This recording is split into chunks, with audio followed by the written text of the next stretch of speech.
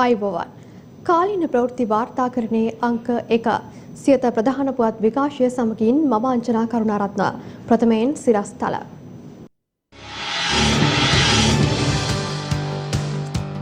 දින 100ක් ගතවන විට කොවිඩ් රෝගීන් මිලියනයක් මෙරටින් වාර්තා වීමේ අවධානමක් සෞඛ්‍යාංශ අනතුරු හංගවයි. මැයි මාසයේ ගත වූ දින 17 තුල පමණක් කොවිඩ් මරණ 300 ඉක්මවයි. මැයි මාස ගත වූ දින 17 තුල කොවිඩ් රෝගීන් 37000 ඉක්මවයි. හිටපු පාර්ලිමේන්තු මන්ත්‍රීවරයෙකුත් කොවිඩ් වැළඳී මරුට. අකණ්ඩව 9 වන දිනටත් මෙරටින් 2000 ඉක්ම වූ කොවිඩ් රෝගීන් සංඛ්‍යාවක්. වැඩිම රෝගීන් ගම්පහෙන්. කොළඹ වරායනගර ආර්ථික කොමිෂන් සභා පනත් කෙටුම්පත පිළිබඳ ශ්‍රේෂ්ඨාධිකරණ තීන්දුව පාර්ලිමේන්තුවට. පනතේ වගන්ති රැසක් ආණ්ඩුක්‍රම ව්‍යවස්ථාවට අනුකූල නැහැ. ශ්‍රේෂ්ඨාධිකරණය දන්වයි. පනතේ වගන්ති සංශෝධනය කිරීමට පියවර ගන්නවා. රජය දැනුම් දෙයි. පෝට් සිටි පනත පාර්ලිමේන්තුවේදී සම්මත කර ගැනීමට හැකියාව අපට තිබෙනවා. ජොන්ස්ටන් කියයි. පෝට් සිටි පනත සම්මත කර ගැනීමට රජය ගන්නා උත්සාහයට අපි විරුද්ධයි. විපක්ෂය පවසයි. ත්‍රස්තවිය දුරු කළ යුද ජයග්‍රහණයේ 12 වන සැමරුම අදයි. යුද ජයග්‍රහණය සියලු ජාතීන්ට අයිති. අවතක්සේරු කරන්න එපා.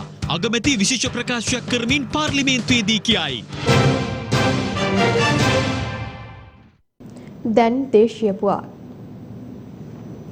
රට තුළ දැඩි ආන්දෝලනයකට තුඩුදී ඇති කොළඹ වරායනගර ආර්ථික කොමිෂන් සභා පනත් කෙටුම්පත පිළිබඳ ශ්‍රේෂ්ඨාධිකරණයේ තීන්දුව කතානායකවරයා අද පෙරවරුවේ පාර්ලිමේන්තුවට දැනුම් දුන්නා.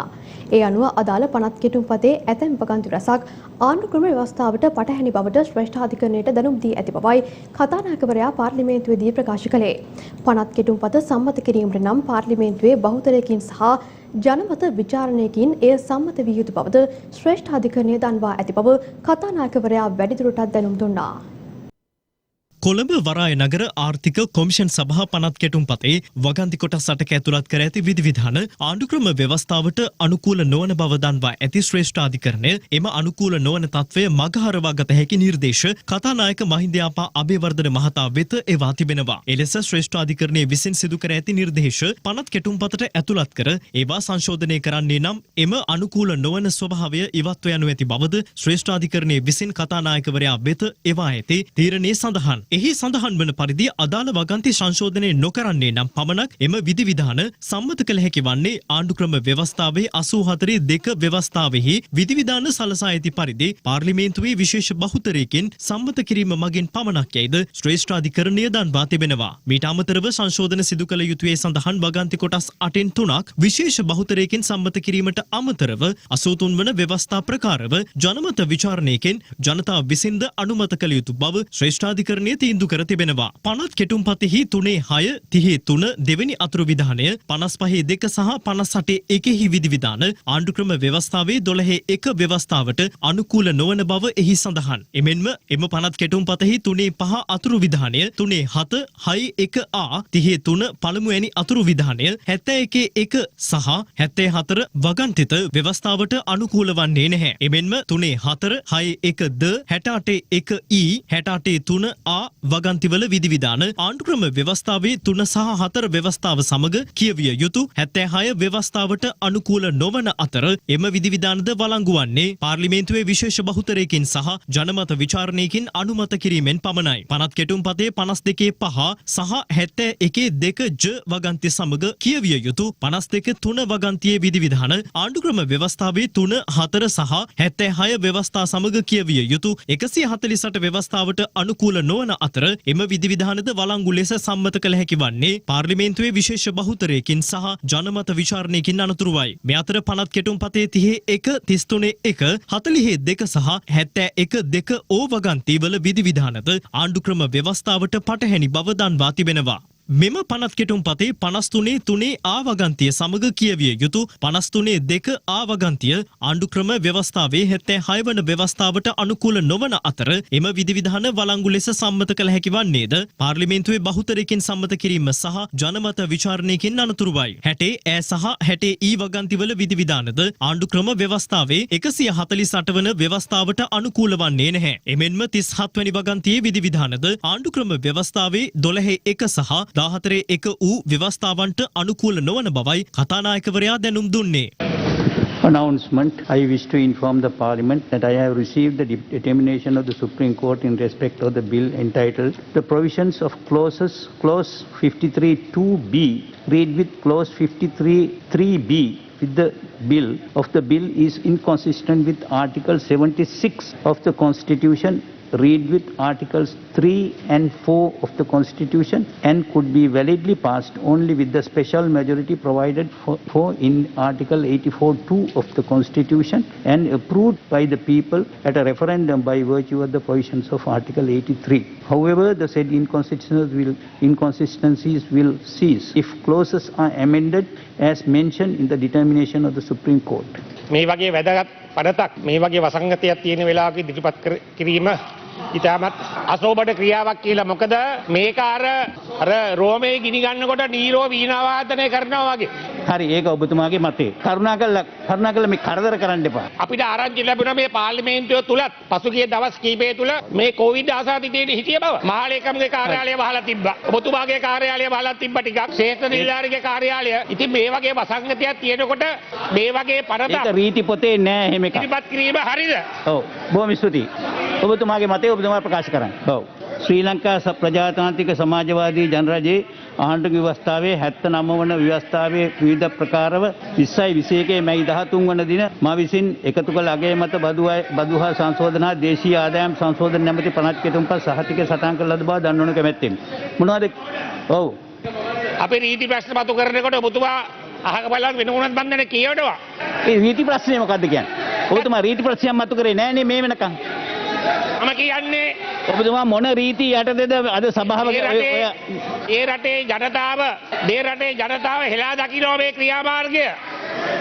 මේ ක්‍රියාමාර්ගය හෙලා දකින්න මේ වගේ වසංගතයක් තියෙනකොට ඒ රීතිය මොකද්ද කියන්නේ? මේවා මොන පාර්ලිමේන්තුවේ රීතිය යටතේද ඔබතුමා කියන්නේ? සභාව රැස් වෙන්න එපා කියලා. මොන රීතිය යටතේද ඔබතුමා කියන්නේ සභාව රැස් වෙන්න එපා කියලා? ඔබතුමා දැන් කියපු සාරාංශය අපිට දෙන්නේ කියලා ඉල්ලීමක් කරනවා. වැරදි ප්‍රතිචාරයක් රට පුරාම දැන් යනවා. ශ්‍රේෂ්ඨ අධිකරණය තීරණය කළා තිබෙනවායි කියලා පෝට් සිටි පනත සම්මත කිරීම සඳහා 3/2ක බහුතරයක් අවශ්‍යයි. ඒක සම්පූර්ණයෙන් වැරදි නියම තත්වය මේකයි. ශ්‍රේෂ්ඨ අධිකරණයට රජය ඉදිරිපත් කළා නීතිපති දෙපාර්තමේන්තුව හරහා සංශෝධන රාශිය. ඒ නඩු තීන්දුව කියලා බැලුවොත් ඒකයි පැහැදිලිව තිබෙනවා ශ්‍රේෂ්ඨ අධිකරණය ඒවා පිළි අරන් තිබෙනවා. ඒ සංශෝධන පනතට කමිටු අධිරේදී ඇතුළත් කළොත් එතකොට කිසිම ප්‍රශ්නයක් නැහැ. සරල බහුතරයකින් මේ පනත සම්මත කරගන්න පුළුවන් බව ඒ නඩු තීන්දුවේ ඉතාමත් පැහැදිලිව ප්‍රකාශ කරලා තියෙනවා. මම ඊයේ ප්‍රකාශ කළා ශ්‍රේෂ්ඨාධිකරණයේ යෝජනා කරන සියලුම සංශෝධන රජය පිළිගන්නවා කියලා. ගරු සභානායකතුමා ඒවා යෝජනා කරනවා. එතකොට ඒවා නීතියට අන්තර්ගත කළ පසු විශේෂ බහුතරයක් කිසිසේත් අවශ්‍ය වන්නේ නැහැ. ජනමත විචාරණයක් කිසිසේත් අවශ්‍ය වන්නේ නැහැ. කොළඹ වරාය නගර ආර්ථික කොමිෂන් සභා පනත් කෙටුම්පත පිළිබඳ ආණ්ඩු පක්ෂය නියෝජනය කරන මැති ඇමතිවරුන් සහ ජනතා විමුක්ති පෙරමුණ මෙන්ම සමගි ජනබලවේගයේද මෙලෙස අදහස් පළ කළා. වගන්ති 25ක් ආණ්ඩුක්‍රම ව්‍යවස්ථාවට පටහැනි බවත් එයින් වගන්ති 16ක් සම්මත කර ගැනීම සඳහා පාර්ලිමේන්තුවේ 3/2ක් අවශ්‍ය බවත් ඉතිරි වගන්ති 9 සම්මත කර ගැනීම සඳහා 3/2 විතරක් ප්‍රමාණවත් නැහැ ජනමත විචාරණයක් අවශ්‍ය බව ශ්‍රේෂ්ඨාධිකරණ විසින් නියෝගය ලබා දී තිබෙනවා. මෑත ඉතිහාසයේ පාර්ලිමේන්තුව ඉදිරිපත් කළ ලද පනතක වගන්ති 9ක් සඳහා පාර්ලිමේන්තුවේ 3/2 පමණක් නෙවෙයි ජනමත විචාරණයකුත් අවශ්‍ය බව පෙන්වු කර තිබෙනවා. මේකෙන් කියන්නේ කුමක්ද? අප විසින් සහ අනිකුත් සංවිධාන විසින් ශ්‍රේෂ්ඨාධිකරණ හමුවට ගියේ නැත්නම් මේ පාර්ලිමේන්තුවේ සම්මත වීමට නියමිතව තිබුණේ විවස්ථාවට පටහැනි අපේ රටේ මූලික නීතියට පටහැනි පනත. ශ්‍රේෂ්ඨාධිකරණයේ මේ වග විභාගයට ලක් කරලා තිබෙන්නේ මේ පෝට් සිටි පනත විවස්ථාවට පටහැනි වන්නේ කෙසේද යන කරුණ පමණයි. හැබැයි මේ පෝට් සිටි පනත දේශපාලනිකව හොඳ නරකද? ආර්ථික වශයෙන් හොඳ නරකද? ඒක වග විභාගයට ලක් කරන්න අයිතියක් නැහැ ශ්‍රේෂ්ඨාධිකරණය. ශ්‍රේෂ්ඨාධිකරණයේ හමුවේ විවස්ථාවට අනුරූපීද නැද්ද කියලා සාකච්ඡා කරගන්න තියෙන ඉඩකඩ උරලා තියෙනවා වගේම ආණ්ඩුවේ පනත සම්මත කර ගැනීම සඳහා උත්සාහ කරන්නේ සමාජය තුළ එවැනි සංවාදයකට ඉඩකඩ මුළුමනින්ම ඇරිලා තිබෙන වෙලාව. මුළු සමාජයේම තැතිගෙන බියගෙන තිබෙන වෙලාව. සමාජයේ පෝට් සිටියේ වැනි පනතක් කිසිසේත්ම සාකච්ඡාවට බඳුන් වෙන ඉඩකඩ අවුරුලා තිබෙන වෙලාවක තමයි ආණ්ඩුවේ පනත හෙට අනිදා පාර්ලිමේන්තුවේ ඉදිරිපත් කරන සූදානම් කරලා තිබෙන්නේ. ඒ නිසා එවැනි විවස්ථාවට පටහැනි නීතියක් රටේ දේශපාලනික ආර්ථික වශයෙන් විශාල ලෙස බලපෑම් ඇති කරන නීතියක් මුළු සමාජයේම වෙන තත්ත්වයක් තිබෙන ඇතුලේ නිහඬ කර ගැනීම සඳහා ධර්ම මෙන් නිලජ්ජිත උත්සාහය පරාද කරනවා. මේ මහින්ද රාජපක්ෂ මහත්මයාගේ රාජපක්ෂ පවුල දීපලක් ඇටෝනි බලපත්‍රකින් කාට හරි පැවරීම පිළිබඳ ප්‍රශ්නයක් නෙවෙයි. හැබැයි මේ ඇටෝනි බලපත්‍රය කරා පවරන්න හදන්නේ අපේ රටේ උපන් නූපන් පරම්පරාවට අයිති දේපල. ඒ නිසා මේ උත්සාහය අනිවාර්යෙන් ආණ්ඩුව අකුලා ගන්න. සමාජයේ විශාල සංවාදයක් ඇතුළේ සම්මත කරගත යුතු පනතක් හෙට අනිදා පාර්ලිමේන්තුවේ සම්මත කර ගැනීම සඳහා දරන මේ උත්සාහය නතර කරන්න කියන ඉල්ලීම තමයි අපිට අවසාන වශයෙන් ආණ්ඩුවට කියන්න තිබෙන්නේ. තුනෙන් දෙකේ බලයක් සහ ජනමත විචාරණයක් සම්බන්ධ වේවා අපි සංශෝධනය කරන්න එකඟ වෙලා තියෙනවා මේ උසාවියේදී. ඒ නිසා අද මේ සංශෝධන කැබිනට් එකට දාන්න අපි එකඟ වෙලා තියෙනවා. අපේ නීතිඥයෝ නීතිපතිතුමා ඒ සංශෝධන ටික කැබිනට් එකට ඉදිරිපත් කරලා හෙට දවසේ පාර්ලිමේන්තුවේ මේක විවාද කරලා සහ අනිද්දා දවසේ කියන්නේ බදාද සහ බ්‍රහස්පතින්දා විවාද කරලා මේක සම්මත කර ගන්නවා. මේ රටේ ආර්ථිකයේ නැවත වාරයක් අලුත් පිම්මක් පයින්න පුළුවන් පනතක් මේ පෝට් සිටි ව්‍යාපෘති සහායයි පනත මෙය අනිවාර්යෙන්ම පමා නොකර විපක්ෂයේ එක්කම බලාපොරොත්තු මේක පමා කිරීම විපක්ෂයේ එක්කම බලාපොරොත්තු ආර්ථිකය කඩාවට්ටන වැඩපිළිවෙල ක්‍රියාත්මක කරන්න. හැබැයි අපේ ආණ්ඩුව අපේ ජනාධිපතිතුමාගේ එකම බලාපොරොත්තුව මේ රට ශීඝ්‍රගාමී සංවර්ධනයක් සහ මේ රටේ ආර්ථිකයේ ශීඝ්‍රගාමී නැවත වාරයක් ස්ථාවරව තියෙන ආර්ථිකය දියුණු කිරීම තමයි අපේ එකම බලාපොරොත්තුව. කොළඹ වරාය කොමිෂන් සභා පනත යටතේ අපේ රටට අලුතෙන් එකතු වූ ඉඩම් ප්‍රදේශය අපේ රටේ පරිපාලනයෙන් ගිලිහිලා ගිහිල්ලා අපේ රටේ ව්‍යවස්ථාදායක අධිකරණ සහ විධායක බලයෙන් වෙන් වෙලා චීන රජයට හිමි සමාගම් වලින් පාලනය කිරීමට ඒ පනත මගින් ඉඩකට සලසා දෙනවා. ඉතින් මේ වගේ වෙලාවක විශේෂයෙන්ම ලෝකේ විශාල බල අරගලයක් මෝදු වෙමින් පවතින වෙලාවේ අපි එක බලවේතිකුට පහසුකම් සැපයීම හරහා ලෝක අනිකුත් සියලු බලවතුන් අපිට එරෙහිවත් ක්‍රියාත්මක වීමට ආරම්භ වෙන එක අපිට වළක්වා ගන්න බැරි වෙනවා. අනිත් එක මේ පනත් කෙටුම්පත ජනාධිපතිවරයා විදිහට ඔහුගේ බලතල භාවිතා කරලා පළ කිරීම තුල ශ්‍රේෂ්ඨාධිකරණය තීන්දුව කරනකොට මේ පනත් කෙටුම්පතේ බොහොමයක් විධිවිධාන ආණ්ඩු ක්‍රම ව්‍යවස්ථාවට අනනුකූලයි කියලා ඒ කියන්නේ ජනාධිපතිවරයා හිතාමතාම ආණ්ඩු ක්‍රම ව්‍යවස්ථාව උල්ලංඝනය කළයි කියන තීන්දුවට ශ්‍රේෂ්ඨාධිකරණයට එළඹිලා තියෙනවා.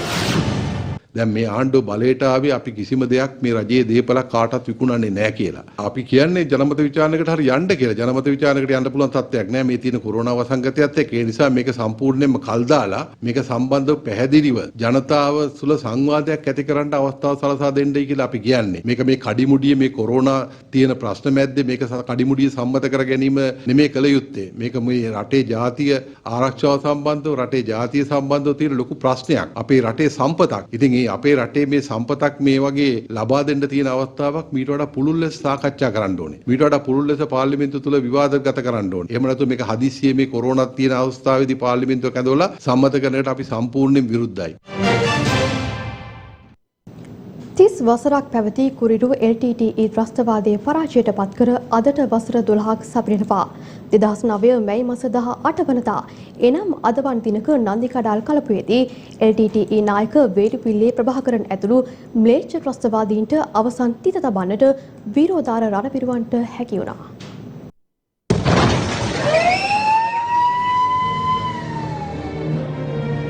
වේළුපිල්ලේ ප්‍රභාකරන් නමැති අමානුෂික ත්‍රස්තවාදියාගේ නායකත්වයෙන් ආරම්භ වූ LTT සංවිධානය මෙරට තුළ ක්‍රියාත්මක වූයේ අහිංසක ජනතාව පූජ්‍ය පූජක පක්ෂය සහ ප්‍රභූන් ඉලක්ක කරගත් ඝාතන සංහාර රැසක් සිදු කරමින් තම ඊළම වෙනුවෙන් යාපනය ප්‍රධාන කරගනිමින් අහිංසක ජනතාව පලිහක් බවට පත් කරගත් එම අමානුෂික LTTE ත්‍රස්ත නායකයා ඇතුළු ත්‍රස්තවාදීන් මෙරට තුළ වසර 30ක් පුරා සමස්ත ජනතාවගේ නෙතට කඳුලක් එක්කලා එම ජනතාවගේ වේදනාබර කඳුළුවලට තිත තබන්නට 2005 වසරේ මෙරට බලය තමා අතටගත් එවක ජනාධිපති වත්මන් අග්‍රාමාත්‍ය මහින්ද රාජපක්ෂ මහතාගේ සේනාධිනායකත්වයේ යටතේ සහ හිටපු ආරක්ෂක ලේකම් වත්මන් ජනාධිපති ගෝඨාභය රාජපක්ෂ මහතාගේ මඟ පෙන්වීම යටතේ මෙන්ම රණ බිමේ සිටි සෙබළුන් දිරිගන්වමින් නිවැරදි නායකත්වය ලබා දෙමින් මෙරට ප්‍රථම ෆීල්ඩ් මාර්ෂල්වරයා බවට පත්වෙමින් ගෞරවය දිනාගත් එවකට යුද හමුදාපති ෆීල්ඩ් මාර්ෂල් සරත් ෆොන්සේකා මහතා දිවි දෙවෙනි කොට මාතෘභූමිය රැක ගැනීමට එකාමින් පෙළ ගැසුණා. එම ත්‍රිත්ව නායකත්වයට දැවැන්ත සවියක් වෙමින් marshal of the air force Roshan Gunathilaka මහතා, නාවික හමුදාපති අඩ්මිරාල් ඔෆ් ද ෆ්ලීට් වසන්ත කරන්නාගොඩ මහතා සහ පොලිසිය මෙන්ම සිවිල් ආරක්ෂක බලකායේ අනදෙන නිලධාරී රියා අඩ්මිරාල් සරත් වීරසේකර යන මහත්වරුන්ගේ නායකත්වයේ යටතේ අනසක පතුරුවමින් LTT ත්‍රස්තවාදයෙන් විසින් අත්පත් කරගත් බොහෝ ප්‍රදේශ අංගලෙන් අංගල තමා නතු කර ගන්නට රණබිමේ ගුවන් ගැබේ සහ සයුරු තෙරේ සිට මෙරට නිදහස වෙනුවෙන් රණවිරුවන් සටන් වැදුනා.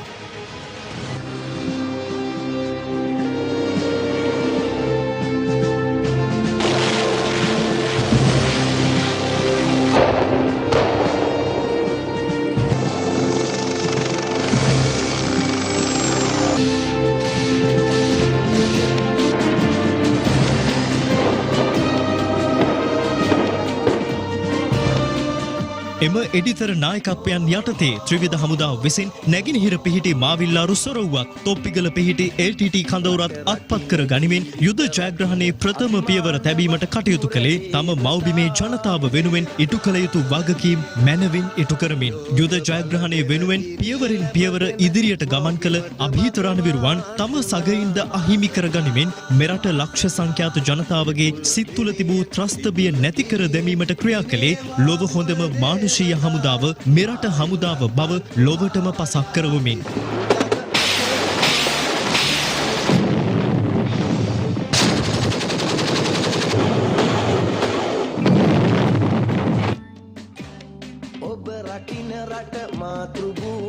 නොසැලී ඉදිරියට ගිය ත්‍රිවිධ හමුදාවේ රණවිරුවන් යුද්ධයේ අවසන් කාලයේදී වේලුපිල්ලේ ප්‍රභාකර නැමැති ම්ලේච්ඡ ත්‍රස්ත නායකයා සහ ඔහුගේ සගයින් නන්දිකඩාල් ප්‍රදේශයේ කුඩා බිම් කඩකට කොටු කිරීමට සමත් වුණා. එම ත්‍රස්ත නායකයා මිනිසුන් පලිහක් ලෙස භාවිත කරමින් තම අරමුණු ඉටු කර ගැනීමට කටයුතු කළත් රණවිරුවන් එක්ව 2009 මැයි මාස 18 වනදා එනම් අදවන් දිනක නන්දිකඩාල් කලපුවේදී එම ම්ලේච්ඡ ත්‍රස්ත නායකයා ඇතුළු ඔවුන්ගේ බියගුළු සගයින්ගේ ඉරණම සහ මුලින්ම අවසන් කළා. එලෙස නන්දිකඩාල් කලපුවේදී එම අවසන් සටන මෙහෙය වූයේ එවක මෙරට යුද හමුදාපති ලෙස කටයුතු කළ ෆීල්ඩ් මාර්ෂල් සරත් ෆොන්සේකා මහතාගේ නායකත්වයෙන් එවක ගජබා රෙජිමේන්තුවේ 58 වන සේනාංකයේ අනදින නිලධාරී ලෙස කටයුතු කළ වත්මන් යුද හමුදාපති ජෙනරාල් ශවේන්ද්‍ර සිල්වා සහ එවක ගජබා රෙජිමේන්තුවේ 53 වන සේනාංකයේ අනදින නිලධාරී ලෙස කටයුතු කළ වත්මන් ආරක්ෂක ලේකම් ජෙනරාල් කමල් ගුණරත්න යන මහත්වරුන්ගේ සේනාංක ඇතුළු තවත් සේනාංක කිහිපයක්. මොහොතද බෑ කරන අහස පොළොව සිඹින රටට සෙනෙහේ පුදන ලේන් මසින් සැදුන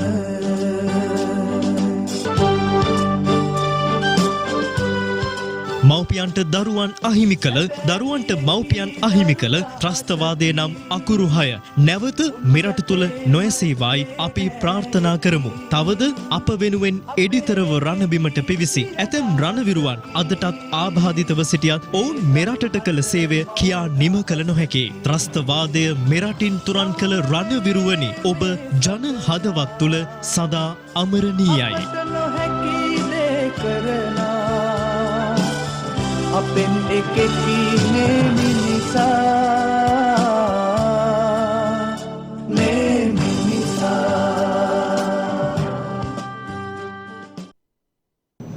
මේ අතර යුද ජයග්‍රහණයේ 12 වන සැමරුම් උත්සවය ජනාධිපති ගෝඨාභය රාජපක්ෂ මහතාගේ ප්‍රධානත්වයෙන් හෙට පැවැත්වීමට නියමිතයි.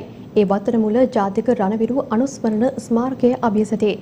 එමෙන්ම යුද ජයග්‍රහණයේ 12 වන සැමරුම වෙනුවෙන් යුද හමුදා නිලධාරීන් 452 දෙනෙකුට සහ සෙසු නිලයන් 4289කට උසස් වීම් ලබා දීමට තීරණය කර ඇති බව යුද හමුදාපති ජෙනරාල් ශවේන්ද්‍ර සිල්වා මහතා ප්‍රකාශ කළා. යුද ජයග්‍රහණය සියලු ආගමිකයින්ට අයිති බවත් එය අවතක්සේරු නොකළ යුතු බවත් අග්‍රාමාත්‍ය මහින්ද රාජපක්ෂ මහතා පවසනවා. ඒ යුද ජයග්‍රහණයට වසර 12ක් සපිරීම නිමිත්තෙන් අද පාර්ලිමේන්තුවේදී විශේෂ ප්‍රකාශයක් සිදු කරමින් අද සුවිශේෂ දවසක්. අපි 20 වසරක ත්‍රස්තවාදයේ මේ පොළොවෙන් ඔත්තු ගාලා දාලා අද වසර 12ක් සම්පූර්ණ වෙනවා. 2009 මේ 18 වෙනිදා මට හොඳට මතකයි. මේ මුළු රටේම ජනතාව ජාතික ජයදේව අරන් පාරට බහැලා තමන්ගේ සතුට එදා ප්‍රකාශ කළ හැටි. ඒ ජයග්‍රහණය රටේ එක කොටසක් විතර ලබාගත් ජයග්‍රහණයක් නෙවෙයි. එදා ත්‍රස්තවාදී මිනිස් පලියක් විදියට යොදාගත්ත ලක්ෂ 4කටත් වඩා වැඩි ප්‍රාණාපකරුවන් පිරිසක් අපි නිදහස් කරගත්තා. வடக்கு கிழக்கு மக்கள் ஆதிகளாக அலைந்து திணிந்த யுகித்தி நாம் முடித்துவின் මරබයි මිනිසු ජීවත් වුණු ගම්මාන වලට කිව්වේ මායින් ගම්මාන. මේ සියල්ල මේ රටෙන් තුරන් කරලා මරණ බිය නැති නිදහස් දේශයක් බිහි කළ උදාරතව සාදයි. මේ ජයග්‍රහණය උතුරේ ජනතාවටත් නැගෙනහිර ජනතාවටත් අයිතියි. ශ්‍රීමා බෝධිය ළඟ දළදා මාලිගාවේ කුඩිපල්ලියේ වගේම මඩු දේවස්ථානයේ බෝම්බ පුපුරන්නේ නැති නිසා මේ ජයග්‍රහණය සියලු ආගමිකයන්ට අයිතියි. තමන්ගේ දරුවා වෙනුවෙන් ඉස්කෝලේ ගේට්ටු මුර කරන යුගය නිම කළ නිසා සියලු ජනතාවට මේ ජයග්‍රහණය අයිතියි. විතරක් නොවේ මේ ජයග්‍රහණය මේ උත්තරීතර සභාව ලැබූ විශාල ජයග්‍රහණයක්. LTT ත්‍රස්තවාදී මුලින්ම ඝාතනය කරන්න පටන් ගත්තේ මහජන නියෝජිතයන්. ආර් ප්‍රේමදාස මැතිතුමා, ලක්ෂ්මී පදිරගාම, ගාමිණී දිසානායක, ලලිත් අතුරුමුදලි, ජයරාජ් ෆර්නාන්ඩෝපුල්ලි, දමු දසනායක, සී.වී. කුණරත්න ඇතුළු විශාල මහජන නියෝජිත පිරිසකගේ ජීවිත ත්‍රස්තවාදීන් උදුරා ගත් ඒ නිසා මේ ජයග්‍රහණය ප්‍රතිඵල ඉහළින්ම වැඩිම මුක්ති විඳින්නේ ඔබයි. මේ ජයග්‍රහණය මේ සභාවේ ඉන්න කවුරුත් අව탁සීරු නොකළ යුතුයි. එදා යුද්ධයට ගිය කිසි කෙනෙක් ඒ සඳහා ගියේ ජන සංහාරයක් කරන්න නොවේ. එදා හිටපු ආරක්ෂක ලේකම් ගෝඨාභය රාජපක්ෂ, හිටපු හමුදාපති සරත් ෆොන්සේක, හිටපු නාවික හමුදාපති වසන්ත කරණාගොඩ, හිටපු ගුවන් හමුදාපති රොෂාන් ගුණතිලක ජන සංහාරයක් කරන්න තමන්ගේ සේනාව මේ වුණාය නොවේ. සටන් කළේ උතුරේ අහිංසක දරුවෝ, අම්මලා තාත්තලා බීපත් ජනතාව මිනිස් පලියක් කරගෙන උන් පිටුපසට වෙලා සටන් කළ මිලිච්චින් පිරිසක් එක්ක. ඒ උදාර විරුවන් ආරක්ෂා කර ගැනීම ශ්‍රී ලාංකික ජාතියේ තිබෙන විශිෂ්ට මානසික ගුණාංගයක් බව මේ සභාවට මම අවධාරණය කරනවා. සුදුමෝත් අවරා අභියෝගයක් ආවත් දහස් ගණන් ජීවිත පරිත්‍යාග ලබාගත් විජයග්‍රහණය අපි පාවා දෙන්නේ නැහැ. අපිට වටින්නේ මේ රටයි. අදටත් අපට පළමුවෙන් මව්බිම දෙවනුවම් මව්බිම දෙවනුවම් අගන්නව නවවන දිනටත් 2000 සීමාව ඉක්ම වූ කොවිඩ් රෝගීන් සංඛ්‍යාවක් ඊයේ දිනත් මෙරටින් වාර්තා වුණා. මේ අතර කොවිඩ් වෛරසය ආසාදනය වී මෙරට සිදු වූ තවත් මරණ 19ක් පිළිබඳව ඊයේ දින වාර්තා වූ අතර දෙමළ ජාතික සන්ධානයේ හිටපු පාර්ලිමේන්තු මන්ත්‍රීවරයෙක් වන කේ තුරේරත්නසිංහ මහතාද කොවිඩ්-19 වෛරසය ආසාදනය වී මිය ගොස් ඇති බවයි සෞඛ්‍ය අංශ ප්‍රකාශ කළේ. කොවිඩ්-19 වෛරසය ආසාදනය වී මෙරට සිදු වූ තවත් මරණ 19ක් පිළිබඳව ඊයේ දින වාර්තා වුණා. ඒ අනුව මෙරට සමස්ත කොවිඩ් මරණ සංඛ්‍යාව සටහන් වන්නේ 981ක් ලෙසයි. දෙමළ ජාතික සන්ධානයේ හිටපු මන්ත්‍රීවරයෙකු වන කේ තුරේරත්නසිංහ මහතාද කොවිඩ්-19 වෛරසය ආසාදනය වීමෙන් මිය ගොස් තිබෙනවා. ප්‍රතිකාර ලැබමින් සිටින අතරතුරදී ඔහු ඊයේ දින කන්තලි රෝහලේදී මිය ගොස් ඇති බවයි සෞඛ්‍ය අංශ ප්‍රකාශ කළේ.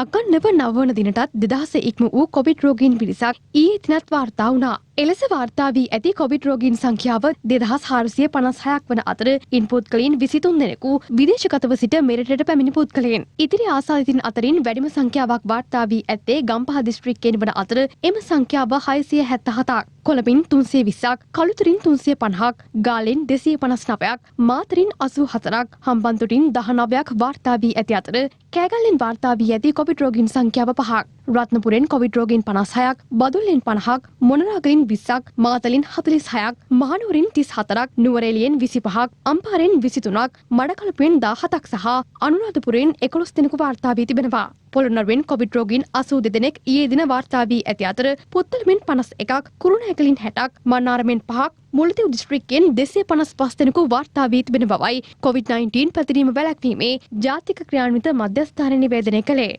කිරිනොච්චියෙන් කොවිඩ් රෝගීන් 17 දෙනෙකු වාර්තා වී ඇති අතර යාපනයෙන් වාර්තා වී ඇති කොවිඩ් රෝගීන් සංඛ්‍යාව 2ක්. ඒ අනුව දිස්ත්‍රික්ක 23කට අයත් ප්‍රදේශවලින් ඊයේ දින මෙලෙස කොවිඩ් රෝගීන් වාර්තා වී ඇති අතර ත්‍රිකුණාමලය හා වවුනියාව යන දිස්ත්‍රික්කවලින් ඊයේ දින කොවිඩ් රෝගීන් වාර්තා වී නොමැති බවයි කොවිඩ්-19 පැතිරීම වැළැක්වීමේ ජාතික ක්‍රියාන්විත මධ්‍යස්ථානය නිවේදනය කළේ. මේ අතර කොවිඩ්-19 වෛරසය ආසාදනය වී මියගිය බගවන්තලාව සිරිපුර ප්‍රදේශයේ පදිංචිව සිටි අමුසැමි යුවලගේ නිරෝධායනය සඳහා යොමු කළ සිටි පවුලේ සමාජිකයින් 6 දෙනාටද කොවිඩ්-19 වෛරසය ආසාදනය වී ඇති බව තහවුරු වී තිබෙනවා. මීට අමතරව කොවිඩ්-19 වෛරසය ආසාදනය වී දැනට ප්‍රතිකාර මධ්‍යස්ථානයක් කරා යොමු කර ඇති නෝඩ් ප්‍රාදේශීය සභාවේ සභාපතිවරයාගේ පවුලේ සමාජිකයින් 30 දෙනෙකුට හා නිවසේ සේවිකාවකටද කොවිඩ්-19 වෛරසය ආසාදනය වී ඇති බවයි සෞඛ්‍ය අංශ ප්‍රකාශ කළේ. COVID-19 වෛරසය ආසාදනය වූ රෝගීන් ගණනාවක් හමුවීම හේතුවෙන් හුදකලා කර ඇති බගවන්තලාව නගරේ අද දින විවෘත කර තිබූ වෙළඳසැල් කිහිපයක් වසා දැමීමට බගවන්තලාව පොලිසිය නිලධාරීන් කටයුතු කරනු ලැබුවා. අනුරාධපුර දිස්ත්‍රික්කයේ මැදවච්චේ හා කැබිදිගොල්ලෑව නගරවල පිහිටි පුද්ගලික ඇඟලුම් කර්මාන්ත ශාලා දෙකකින් කොවිඩ් රෝගීන් රැසක් තහවුරු වීමත් සමග අදාළ ඇඟලුම් කර්මාන්ත ශාලා අද දින සිට වසා දැමීමට සෞඛ්‍ය අංශ පියවර ගත්තා. කඩුගන්නාව පොලිස් ස්ථානයේ පොලිස් නිලධාරීන් සිව් දෙනෙකුට COVID-19 වෛරසය ආසාදනය වී තිබෙනවා. ඒ අනුව අදාළ පොලිස් ස්ථානයේ සියලු පොලිස් නිලධාරීන් PCR පරීක්ෂණ සඳහා යොමු කිරීමටයි සෞඛ්‍ය අංශ කටයුතු කර ඇත්තේ. කොවිඩ් වෛරසය මර්ධනය කිරීම සඳහා ක්‍රියාත්මක එන්නත් කරන වැඩසටහන යටතේ ඊයේ දිනත් එන්නත් කරන කටයුතු සිදු කෙරුණා. ඒ අනුව කොවිෂීල්ඩ් එන්නතේ දෙවන මාත්‍රාව ඊයේ දින ලබාගෙන ඇති පුද්ගලයන් සංඛ්‍යාව 25380ක්. සයිනෝෆාර්ම් කොවිඩ් මර්ධන එන්නතේ පළමු මාත්‍රාව පුද්ගලයන් 49507 දෙනෙකුට ඊයේ දින එන්නත් කර ඇති බවයි වසංගත රෝග විද්‍යා ඒකකය සඳහන් කළේ. මේ අතර පවතින COVID-19 වසංගත තත්ත්වයේ හමුවේ මුලතිව් ගම්පහ හා හම්බන්තොට යන දිස්ත්‍රික්කයන්ට අයත් ප්‍රදේශ කිහිපයක් හුදකලා කර තිබෙනවා. ඒ අනුව මුලතිව් දිස්ත්‍රික්කයට අයත් පොලිස් බල ප්‍රදේශ 3ක් ඊයේ රාත්‍රී 11 සිට හුදකලා කෙරුණා.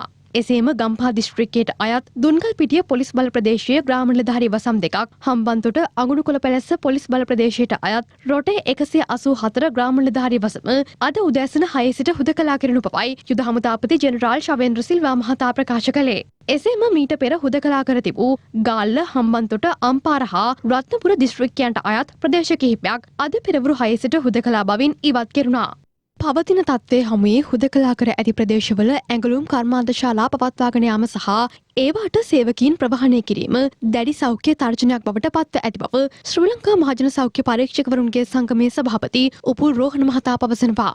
අපි මේ මොහොතේ ඉල්ලා හිටිනවා කර්මාන්ත ශාලා හිමියන්ගෙන්, විශේෂයෙන්ම තමන්ගේ කර්මාන්ත ශාලාව තුළ ආසාදීන් වාර්තා වෙනවන ඒ සම්බන්ධව වගකීමෙන් කටයුතු කරන්න. මෙවැනි හුදකලා කරපු ප්‍රදේශයකින් සේවයට කැඳවා ගැනීමේදී ඔවුන්ගේ කර්මාන්ත ශාලාවත් නිරන්තරයෙන් අවධානමට ලක් වෙනවා. ඒ වගේම මේ ප්‍රදේශවලින් සේවකීන් කැඳවා නොගෙන ඔවුන්ට ඒ හුදකලා කරපු ප්‍රදේශවල ඉන්න අවස්ථාව ලබා දෙන්න කියන එකත් ඒ වගේම අපි රජයේ පැත්තෙන් ප්‍රතිපත්ති තීරකකින් ඉල්ලනවා නැවත වරක් මේ කර්මාන්ත ශාලා සම්බන්ධව දැනට තියෙන නීතිමය රාමුව COVID-19 පාලනය කිරීම සඳහා බාධා වීම සම්බන්ධව හොයා බලලා යම් සංශෝධනයන්ට යටත් කරන්න කටයුතු කරන්න කියලා මේක ප්‍රායෝගික තත්ත්වයන් පිළිබඳ ඇතිවන ගැටලු සම්බන්ධව අපිට අවබෝධයක් තියෙනවා. වගේ මහ ජනතාව කරන පැමිණිලි සම්බන්ධව අවබෝධයක් තියෙනවා. අපි ඒක සංශෝධනය කරන්න COVID-19 පාලනයට උදව් වෙන හද කටයුතු කරන්න අපි ඕනෑම අවස්ථාවක සූදානම්.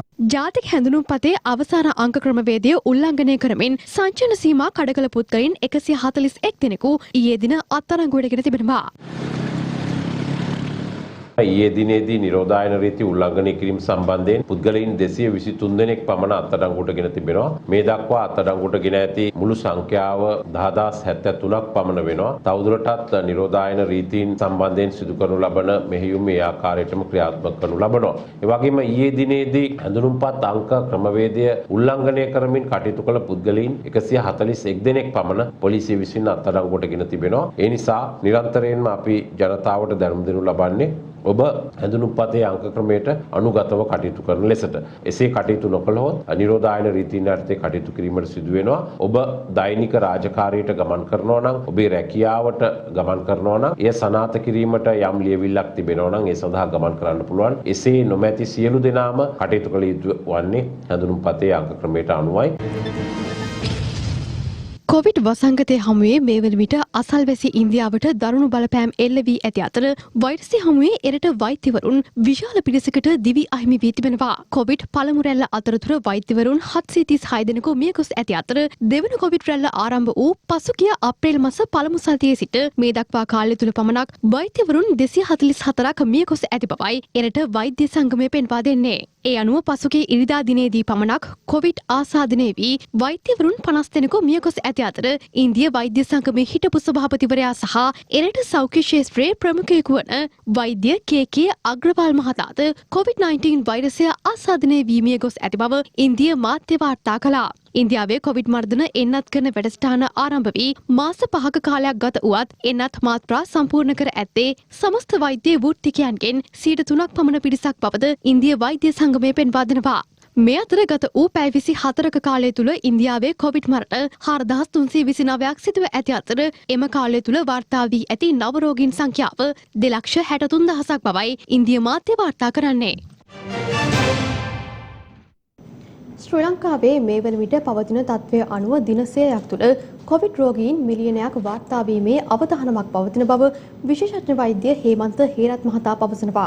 කෙසේ වෙතත් එවන් අවාසනාවන්ත තත්ත්වයකට ශ්‍රී ලංකාව මෙතෙක් ගමන් නොකිරීමට හේතුව ගෙන ඇති සාර්ථක තීන්දුව తీරන බවයි ඒ මහතා වැඩිදුරටත් ප්‍රකාශ කළේ. අපේ සාමාන්‍ය ගණනය කිරීම අනුව දින 5ක් 6ක් ඇතුළත මේ රෝගය තවත් කෙනෙකුට බෝ කරනවා නම් ඒ වගේම වැඩි අවශ්‍ය නැහැ 4-5 දෙනෙක් අවශ්‍ය වෙන්නේ නැහැ එක පුද්ගලයෙක් දෙන්නෙකුට බෝ කරනවා නම් සෑම දවස් 5කටම වතාවක් මේ රෝගීන් සංඛ්‍යාව දෙගුණ වෙනවා. එහෙම වුණොත් අනිවාර්යයෙන්ම දින 100ක් පමණ කාලයක් ගත වෙනකොට 20 වතාවක් දෙගුණ වුණොත් මිලියනයේ ඉක්මවලා මේ රෝගීන් වාර්තා වෙන්න පුළුවන්. ඉතින් ඒ தત્ත්වයේ ඒ ආකාරයෙන් සිද්ධ නොවීමට අවශ්‍ය කරන සියලු පාලන කටයුතු සිද්ධ වෙන නිසා තමයි අපිට මේ ගණනට මේ රෝගීන් පාලනය කරගන්න පුළුවන් වෙලා තියෙන්නේ. ඒ නිසා තමයි අපි හැම වෙලාවෙම අපේ වගකීම වෙන්නේ අපේ රෝගිය අපිට වැළඳිලා තියෙනවා නම් අන් අයට බෝ වෙන්න තියෙන ඉඩකඩ අවම කර ගැනීමත් අපි අවට ගැවසෙන කෙනෙක්ගෙන් අපිට රෝගය වැළඳෙන්න තියෙන ඉඩකඩ අවම කර ගැනීමටත් අවශ්‍ය කරන සෞඛ්‍ය පුරුදු සෞඛ්‍ය නිර්දේශ කරලා තියෙන යම් යම් පිළිපැදිය යුතු කරුණු ඒ ආකාරයෙන්ම පිළිපැදීම ඉතාමත්ම වැදගත් වෙනවා. විශේෂඥ වෛද්‍ය හේමන්ත හේරත් මහතා සිදු කළ මෙම ප්‍රකාශයේ යථාර්ථය පසුගිය කෙටි කාලය පිළිබඳව විමසා බැලීමේදී මැනවින් තහවුරු වනවා. ලෝක සෞඛ්‍ය සංවිධානයේ ප්‍රධානී ටෙඩ්‍රොස් ඇඩ්නම්ද ශ්‍රී ලංකාව පත්වමින් ඇති අවධානම පිළිබඳව අනතුරු හැඟවීමක් මීට දින කිහිපයකට පෙර සිදු කළා. එමෙන්ම ලෝකයේ බොහෝ රටවල කොවිඩ් තොරතුරු සපයන ඇමරිකානු එක්සත් ජනපදයේ වොෂින්ටන් විශ්වවිද්‍යාලීය අනුබද්ධ ආයතනයක් සතු වෙබ් අඩවියේද ලංකාවේ කොවිඩ් වසංගත අර්බුදය සම්බන්ධයෙන් මීට දින කිහිපයකට පෙර දත්ත වාර්තා කර තිබූ අතර එහි සඳහන් වූයේ මැයි මාස 23 වනදා මෙරට වාර්තා වන කොවිඩ් රෝගීන් සංඛ්‍යාව උපරිමයට ළඟා වනු ඇති බවයි. අදාළ දත්ත වාර්තා අනුව ශ්‍රී ලංකාව තුළ ඉදිරි මාස 2 තුළ සිදුවිය හැකි ප්‍රක්ෂේපිත කොවිඩ් මරණ සංඛ්‍යාවද විහිසුණුයි. දත්ත වාර්තා කෙසේ වුවද මේ වන විට ලංකාවට අත්ව ඇති ඉරණම නම් බිහිසුණු බව යලි යලිත් කිව යුතුමයි. මේ කතවන්නේ මැයි මාසයේ තෙවන සතියයි. ගත වූ දින 17 තුල පමණක් සිදු ඇති කොවිඩ් මරණ සංඛ්‍යාව 303ක්. ආසාදිතින් වාර්තා වීම පිළිබඳවද මේ වන විට අඛණ්ඩව දින 9ක් තුල දෛනික කොවිඩ් රෝගීන් 2000 සීමාව ඉක්මවා යමින් වාර්තා වනවා. මැයි මාස පළමු වනදා සිට ඊයේ දින වන විට මෙරට සමස්ත කොවිඩ් රෝගීන්ගේ සංඛ්‍යාව 37000 සීමාව ඉක්මවා ගොස් තිබෙනවා. එසේනම් සාමාන්‍ය අගයක් ලෙස ගත් කල මෙම කාලය තුල දිනකට සිදුවන මරණ සංඛ්‍යාව 18ක් පමණ වනවා. එසේම අදාළ කාල සීමාව තුල දිනකට වාර්තා වන කොවිඩ් රෝගීන්ගේ සංඛ්‍යාවේ සාමාන්‍ය අගය 2176ක් පමණ වනවා. සෞඛ්‍ය අංශ උවත් නිරන්තරයෙන් පවසන්නේ හඳුනා නොගත් කොවිඩ් රෝගීන් අතිවිශාල ප්‍රමාණයක් නිදහසේ සමාජයේ සැරිසරන බවයි. මෙවැනි වූ පසුබිමක මෙම භයානක තත්ත්වය කළමනාකරණය කර ගැනීමේ වගකීම ඇත්තේද අප සතුවයි. අවසානයේදී මෙම තත්ත්ව වාර්තාවන් පෙන්වා දෙන ආකාරයේ අවාසනාවන්ත ඉරණමකට ජාත්‍යයක් ලෙස ගොදුරු නොවී නිරන්තරයෙන් නිසි සෞඛ්‍ය මාර්ගෝපදේශ අනුගමනය කිරීම අත්‍යවශ්‍ය කරුණක්. රටේ පවතින කොරෝනා වෛරස් තත්ත්වය පිළිබඳව මහා සංඝරත්නය ඇතුළු පක්ෂ විපක්ෂ දේශපාලඥයින් මෙලෙස අදහස් පළ කළා. සියලුම රෝහල් කාර්ය මණ්ඩල ලොකු කැපකිරීමක් කරා කොවිඩ් වෛරසය ආසාදනය වෙච්ච පිරිස් මෙය සුව කළා ගෙදර යවන්න. සමාජ මාධ්‍ය තුලට විවේචනයක් දාන්න ලේසි. හැබැයි මේ කාර්ය කරනකොට තමයි තේරෙන්නේ කොච්චර කැපකිරීමක් රජයක් විදියට අපිත් ඒ වගේම ඒ සඳහා කැප වෙන සෞඛ්‍යාංශත් ආරක්ෂක අංශත් කොයිතරම් කැප වෙනවද කියලා. ශ්‍රී ලංකාවේ ලෙඩෙක් ඇති වුණොත් සෞඛ්‍ය දෙපාර්තමේන්තුවම කියනවා තනි වැසිකිළියක් පාවිච්චි කරන්න පුළුවන් නම් හොඳයි. තනි කාමරයක් පාවිච්චි කරන්න පුළුවන් නම් හොඳයි. Tamange වැරදි කරගන්න පුළුවන් නම් හොඳයි. අද අපි දන්නවා සමහර ගෙවල් මේ පොකුරු ගෙවල් තියෙනවා. ඉතින් එහෙම තැනකදී මේ පොකුරකට මේකක් හැදුනොත් මේක ගෙදර තියාගෙන ප්‍රතිකාර කරන්න පුළුවන්ද? මේක අපට මහා ප්‍රශ්නයක්. වෙසක් දින කීපය තුලත් නිවාඩු දවස් කීපයක් එන නිසාත් නැවත වතාවක් මේ සංචරණ සීමා පනවලා ඒ සම්බන්ධයෙන් කටයුතු කරන්න මේ විශේෂ කමිටුවක් මේ COVID-19 සම්බන්ධව අතිගරු ජනාධිපතිතුමාගේ ප්‍රධානත්වයෙන් තියෙන කමිටුවේදී තමයි තීරණය කරන්නේ මොන දිනද. මොකද සිකුරාදා රාත්‍රී කාලයේ ඉඳලා එළඹෙන සෙනසුරාදා ඉරිදා දවස් දෙකත් ඊළඟ සතියේ මොන දවස්ද මේ සංචරණ සීමා පනවන්නේ කියලා. දැන් අපි දකිනවා මේ ඉටුකම කියලා එකක්. රජය විසින් මේකට යුතුයකමක් කරාද කියන එක තමයි ප්‍රශ්නේ තියෙන්නේ. අද වෙනකොට ඇස්ට්‍රාසෙනෙටිකා එකේ දෙවනි මාත්‍රාව දී ගන්න බැරුව ඉන්නවා මේ අපේ අම්මලාට. අවුරුදු 60ට වැඩි. අපේ ජනතාව හැටියට පුළුවන් ආකාරයෙන් උන් කැප කළා මේ අරමුදලට මුදල් දීලා තියෙනවා. ජිම් 500ක් දාන්න යනවා රට පුරාම. දැන් මේ ජිම්ද ජීවිතද මේ අවස්ථාවේදී අවශ්‍ය වන්නේ. ජීවත් වුණොත් තමයි යන්න පුළුවන් වෙන්නේ ජිම් එකකට. එන්නත් කරණයේදී ජනතාවට මතුවෙන ගැටලු අවම කර ගැනීම සඳහා ප්‍රාදේශීය කමිටුව විසින් විධිමත් වැඩපිළිවෙලක් ක්‍රියාත්මක කරලා තියෙනවා. ඉදිරි දින කාලවකවානුව තුල කඩිනමින් එන්නත් ටික බස්නාහිර පළාතට ලැබෙද්දී ඒ තුල ගම්පහ දිස්ත්‍රික්කයේ මේ තියෙන රෝගී තත්ත්වය අවම කර ගැනීම සඳහා වැඩි වශයෙන් ජනතාවට ලබා දෙන්න. අද වන විට මේ රටේ ඉතුරු වෙලා තියෙන්නේ එන්නත් 2,50,000යි. මේ එන්නත් 2,50,000 තව දවස් 4කට තමයි සෑහෙන්නේ. දවසකට 75,000කට පමණ එන්නත් කරනවා. එතකොට තව දවස් 4-5ක් තුල රටට එන්නත් ලැබුණේ නැත්නම් ඉතිරි එන්නත් කරන්නේ කෙසේද? කොවිඩ් වසංගතය සඳහා මේ එන්නත නිෂ්පාදනය කරපු රටවල් වලත් කොරෝනා වසංගතය තද බල විදිහට තාම තියෙනවා. ඉස්ලාම වැක්සින් එක ගෙන්න ගත්තේ ඉන්දියාවෙන්. නමුත් මේ කොවිඩ් වසංගතය ව්‍යාප්ත වීම නිසා ඉන්දියාව වගේම අපිත් අපහසුතාවයට අදපත් වෙලා තියෙනවා. චීනෙන් සහ රුසියාවෙන් අපිට උදව් කරන නිසා ඉස්සරහට අරන් යන්න පුළුවන්. කොරෝනා ව්‍යාප්තිය සහ එන්නත් කරන වැඩසටහන ඇතුළු කරුණු රැසක් සම්බන්ධයෙන් අද පාර්ලිමේන්තුවේදී පක්ෂ විපක්ෂ මැති ඇමතිවරුන් මෙලෙස අදහස් පළ කළා. මුව ආවරණ ගැන කියපු දේවල්, රට වාහන එක ගැන කියපු දේවල්, රැකනිල් ගැන කියපු දේවල් ඔක්කොම හරි වෙලා තියෙනවා. හරි. ඔක්කොම හරි. මේ රටේ ජනතාවගේ ජීවිත ආරක්ෂා කිරීමේ පිස්සුව මේ විපක්ෂ 나යකයට තියෙනවා. ඒ පිස්සුවත් සමග මම මේ ප්‍රශ්නේ අහනවා. ගරු කතානායකතුමනි. මේ ජනතාව වළංගින්න මේ ජීවිත ආරක්ෂා කරන පිස්සුව කියනකම් ජනතාවගේ ජීවිත ආණ්ඩුවට පිස්සුවක් වෙලා. ඔබතුමාගේ ප්‍රශ්නේ කියවන්න. ජීවිත නැතිවීම ආණ්ඩුවට පිස්සුවක් වෙලා.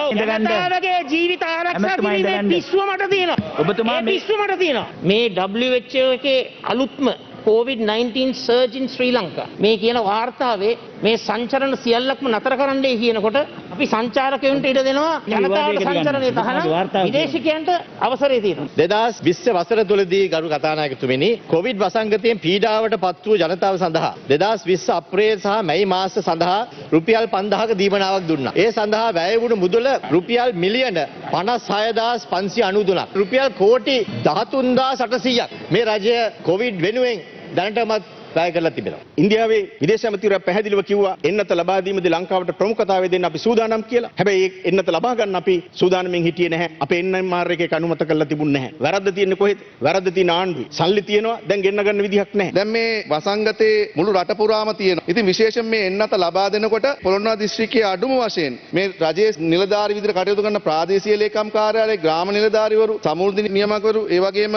ගොවි නියාමකවරු, මහවැලි අධිකාරිය වැඩ කරන අය ජනතාවට දෙන්න අපහසු නම් මේකට අවස්ථාවක් ලබා දෙන්න කියලා මේ ගරු සභාවට මම ඉල්ලීමක් කරනවා. කොප්පරා වගේ දේවල් ගෙනල්ලා පොල් තෙල් නිෂ්පාදනය කිරීමෙන් රටට පුණ්‍යක්කුත් හම්බෙනවා. ඒකේ අමතර නිෂ්පාදන රාශියක් හම්බෙනවා. මේ පිළිබඳව ඔබතුමාලා කල්පනා කළා යම්කිසි ඉදිරි ක්‍රියාමාර්ග අරන් තියනවාද? මේ රටේ අපිට අවශ්‍ය තරම් පොල් තෙල් නිෂ්පාදනයක් නොමැති නිසා පාම් ඔයිල් වෙනුවට පොල් තෙල් ආනයනය කරන්න රජය ඉඩ දීලා තිබෙනවා. ගුණත්වයෙන් ඉහළ පොල් තෙල් පමණක් ආනයනය කරන අතර දේශීය වශයෙන් පොල් තෙල් නිෂ්පාදනය වැඩි කිරීම සඳහා රජයේ ප්‍රතිපත්තියක් වශයෙන් ක්‍රියා කරලා තියෙනවා. BCC ආයතනයේට කොප්පරා වෙනුවට පාවිච්චි කරන ද්‍රව්‍ය ආනයනය කළා අපේ රටේ ස්වජාතික මෝල්ලිමියන් අතර බෙදා හැරීම සඳහා වැඩපිළිවෙලක් ක්‍රියාත්මක කරනවා. අවශ්‍ය රසායනික පොහොර සියල්ලම නොමිලේ ලබා දෙන්න අවශ්‍ය කටයුතු සම්පාදනය කරලා තියෙනවා. ඒ නිසා වගා කරන ගොවීන්ට රසායනික පොහොර මෙම කන්නේදී හිගයකින් තොරව ලබා ගත හැකි බව මතක් කරන්න ඕනේ. කාබනික පොහොර වෙනුවෙන් අපි අවශ්‍ය වැඩපිළිවෙලක් හදලා ඊගාව කන්නේදී හිගයකින් තොරව අවශ්‍ය කාබනික පොහොර ගොවීන්ට සපයන්න වගකීම බාර අරගෙන තියෙනවා. කුලියාපිටිය මූලික රෝහල අද මේ වෙද්දී උපැන්න නැති දරුවෙක්ගේ තත්ත්වයට පත් වෙලා තියෙනවා. අපි මෙතන විශේෂයෙන්ම කියන්න මහාචාර්ය ඒකකයේ පිහිටවන්න ත්‍රිපුද්ගල කමිටුවක් පත් කරා. ඒ ත්‍රිපුද්ගල කමිටුවේ වාර්තාව සම්බන්ධයෙන් මම හිතන්නේ ඒකේ නිර්දේශ ලබා දීලා තියෙනවා මහාචාර්ය ඒකකයේ මේ ස්ථානයේ පිහිටවන්න සුදුසුයි කියලා. ඒ කමිටුව 2018 පමණ කාලයේදී පසුගිය ආණ්ඩුවෙන් ගත්ත ගත තීන්දුවකට පත් කරපු කමිටුවක්. විශ්වවිද්‍යාල ප්‍රතිපාදන කොමිෂන් සභාව ප්‍රකාශ කර සිටියේ කුරුණෑගල රෝහල තමයි අධ්‍යයන කටයුතු වලට වඩා හොඳ වෙන්නේ. සෑම අංශයකම විශේෂඥවරු ඉන්නවා. සෑම අංශයකම අදාළ රෝගීන් ඉන්න නිසා විශ්වවිද්‍යාල ප්‍රතිපාදන කොමිෂන් සභාවේ තීන්දුව ගත්තම ඒ තීන්දුවට අපිට ගරු කරන්න වෙනවා. මහාචාර්ය ඒකක ටික කුරුණෑගලට ගෙනිච්චොත් ඒ රෝහලේ කිසිම දෙයක් සිදු වෙන්නේ නැහැ. එතකොට අතන ඉගෙන ගන්නවා ළමයි කුරුණෑගලට එන්න ඕන. ඒතකොට ළමයි කුරුණෑගලට ගේන්නේ කොහොමද? අපේ සෞඛ්‍ය අමාත්‍යතුමිය කියන කාරණේට අපි එකග වෙන්නේ නැහැ. මොකද කුලියාපිටිය අධ්‍යාපන නගරයට සමගාමීව තමයි වෛද්‍ය පීඨය හැදුවේ. එතකොට වෛද්‍ය පීඨයට විශාල මුදලක් වියදම් කරලා තිනවා. ඒතර රෝහලට විශාල මුදලක් වියදම් කරලා තිනවා. කුලියාපිටිය කියන්නේ ප්‍රධාන නගරය. අතරම කුරුණෑගල දිස්ත්‍රික්කයේ ඊළඟ ප්‍රධාන අග නගරය. එතකොට කුලියාපිටිය රෝහල මහාචාර්ය ඒකකයට ඒ වෙලාවේ UGC එකේ අප්‍රූවල් එක හම්බෙලා තියෙනවා. මෙතුමිය මේ සභාව නොමග යවන කාරණයක් කිව්වේ නිසා අපේ විරෝධතාවය පළ කරනවා. මේක කුලියාපිටියේ පිහිටුවීම ඉතාම වැදගත්. දන්න ලෝකේ නොදන්න තොරතුරු සොයා යන Do You Know දැන්.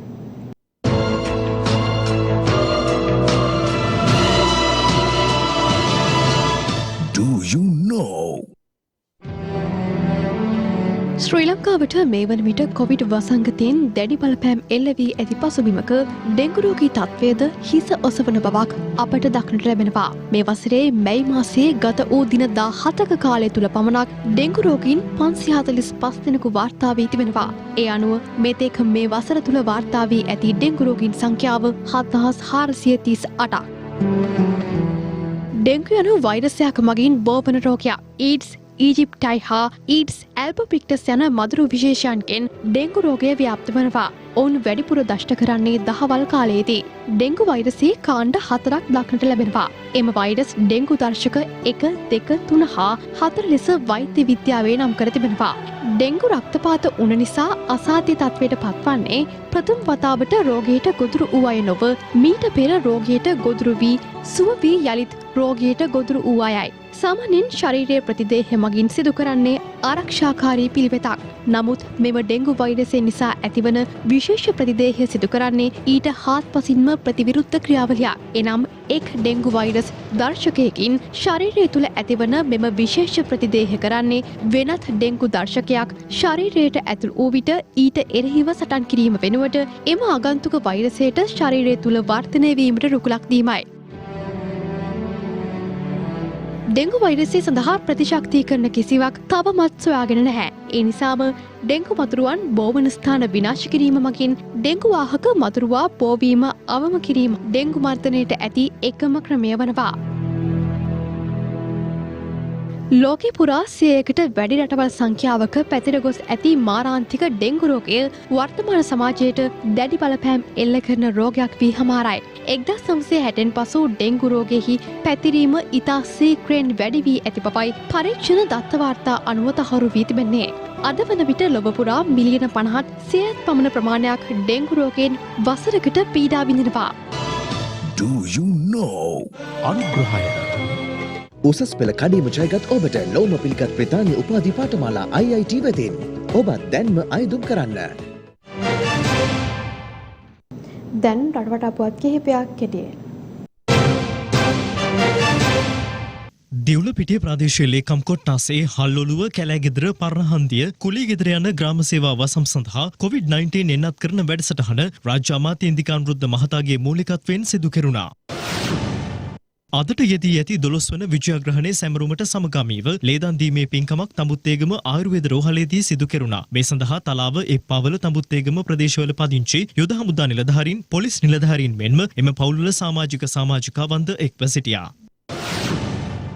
බෝගහකුඹුර පොලිස් බල ප්‍රදේශයේ නිවෙස් වලින් රන්නාභරණ සොරකම් කළ පුද්ගලයෙකු සොරාගත් රන්නාභරණද සමග ඊයේ පස්වරුවේ බෝගහකුඹුර පොලිසිය විසින් අත්අඩංගුවට ගෙන තිබෙනවා.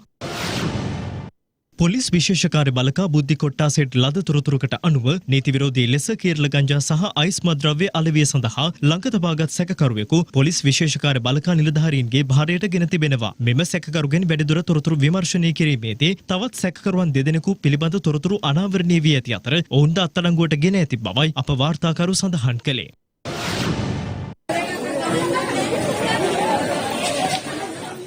අද දහවල් එකට පමණ මතුගම පොලිස් බල ප්‍රදේශයට අයත් යටපොළ ශ්‍රී විවේකාරාම විහාරස්ථානයේ ඇති වූ ගින්නකින් එම විහාරස්ථානයේ ආවාසගය සහ උඩුමහල සම්පූර්ණයෙන් ගිනිගෙන විනාශ වී තිබෙනවා. ගින්නට හේතුව මෙතෙක් අනාවරණය වී නැහැ.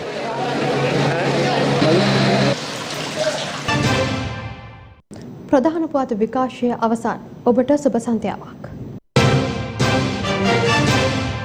දිනපතා අලුත් වීඩියෝ සහ ප්‍රවෘත්ති නැරඹීමට ඉහත බටන් එක ක්ලික් කර සියත TV සබ්ස්ක්‍රයිබ් කරන්න.